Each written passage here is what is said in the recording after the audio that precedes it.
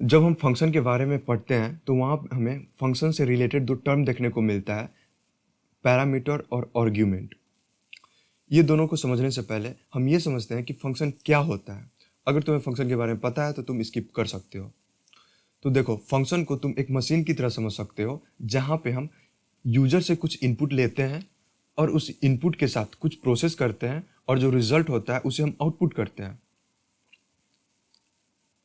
Sometimes function बिना user से input लिए भी आउटपुट देता है, लेकिन उस केस में हमें इनपुट पता होता है या फिर वो वैल्यू पता होता है जिसके साथ हमें कुछ प्रोसेस करना है उस फंक्शन ब्लॉक में। लेकिन वहाँ पर ना तो पैरामीटर का यूज होता है और ना ही आर्ग्यूमेंट का यूज होता है। ये बात हमेशा याद रखना कि जिस फंक्शन में पैरामीटर होगा उसी फंक्शन को आर्ग्यूमेंट चाहिए होगा। तुम इसे ऐसे समझ सकते हो कि कुछ देर के लिए मान लो कि पैरामीटर और आर्ग्यूमेंट दोनों सेम है, ठीक है। बस फंक्शन क्रिएट करते समय जो हम फंक्शन को वैल्यू देंगे वो पैरामीटर हो गया, और जो फंक्शन को कॉल करते समय जो वैल्यू देंगे वो आर्ग्यूमेंट हो गया, ठीक है। हालांकि फंक्शन को जब हम क्रिएट करते हैं तो वहाँ पे हम वेरिएबल देते हैं, ठीक है, पैरेंथेसिस के अंदर या फिर ब्रैकेट के अंदर, तुम बोल सकते हो स्मॉल ब्रैकेट के अंदर। और वहीं पे जब हम उस वेरिएबल को वैल्यू असाइन करते हैं फंक्शन को कॉल करते समय, तो वो जो वैल्यू हो गया वो मेरा आर्ग्यूमेंट हो जाता है। अब चीज़ों को प्रैक्टिकल वे में समझने का कोशिश करते हैं कि यहाँ पे हो क्या रहा है। यहाँ पे हम ऐड फंक्शन क्रिएट कर रखे हैं जो यूजर से दो इनपुट लेगा, फिर उसे वापस में जोड़ेगा और जो वैल्यू होगा उसे रिटर्न करेगा, ठीक है। अब हम यहाँ पे फंक्शन को कॉल किए, यहाँ पे जो वैल्यू है जोड़ने के लिए वो वैल्यू दिए, ठीक है ना। और यहाँ पे जो दोनों का रिजल्ट जो आ रहा है जोड़ने के बाद वो इस आउटपुट में स्टोर हो रहा है और यहाँ पे वो प्रिंट हो जा रहा है, ठीक है। हम इसको डायरेक्ट यहाँ पे भी कॉल कर सकते हैं, लेकिन बस चीज़ों को अच्छी तरह से समझने के लिए हम अलग अलग कर दिए हैं, ठीक है।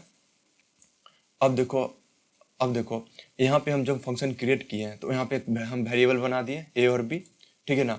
क्योंकि हम यहाँ पे हमें वैल्यू नहीं पता था कि ए का वैल्यू क्या है, बी का वैल्यू क्या है, ठीक है ना। तो वेरिएबल बना दिए, ऐसा वेरिएबल जो यूजर से इनपुट लेगा और यूजर को इनपुट देना होगा, ठीक है ना। अब इनपुट यहाँ पे हम यूजर को मजबूर कर रहे हैं कि तुम्हें इनपुट देना होगा, ठीक है। अगर इनपुट यहाँ पे नहीं देता है, अगर यूजर यहाँ पे इनपुट नहीं देता है तो ये एरर शो करेगा। यहाँ पे तुम देख सकते हो, अगर यहाँ पर रन करते हैं तो यहाँ पे ये देख सकते हो missing to required positional argument, ठीक है। तो यहाँ पे हमें यूजर को यहाँ पे आर्ग्यूमेंट देना होगा, ठीक है। तो हम 1 और 2 आर्ग्यूमेंट दे दिए, ठीक है ना। यहाँ पे हम जो वैल्यू दे रहे हैं ये क्या हो गया, आर्ग्यूमेंट हो गया। और यहाँ पे जो हम वेरिएबल क्रिएट किए हैं ये हो गया तो पैरामीटर, ठीक है। तुम यहाँ पे ऐसे समझ सकते हो कि ए का वैल्यू 1 है, बी का वैल्यू 2 है, ठीक है। अगर या फिर ऐसे भी समझ कर सकते हो तुम, ए का वैल्यू ए इक्वल 1 और बी इक्वल 2, ठीक है। और अगेन रन करोगे सेम वैल्यू मिलेगा, ठीक है। अब इसे हम साइलेंट कर देते हैं, ठीक है। एक दूसरा फंक्शन बना रखे हैं जो विदाउट पैरामीटर, यहाँ पे पैरामीटर नहीं है, ठीक है। तो इस केस में ये भी फंक्शन को जब रन करेंगे तो ये भी वैल्यू देगा, सेम वैल्यू देगा 1 + 5, ठीक है। लेकिन यहाँ पे क्या है ना कि हमें वैल्यू पता है, ठीक है। इनपुट वैल्यू हमें पता है कि कि 2 नंबर को जोड़ना है और वहाँ पे जो 2 नंबर क्या है, ए का वैल्यू क्या है और बी का वैल्यू क्या है, इसे हमें पता है।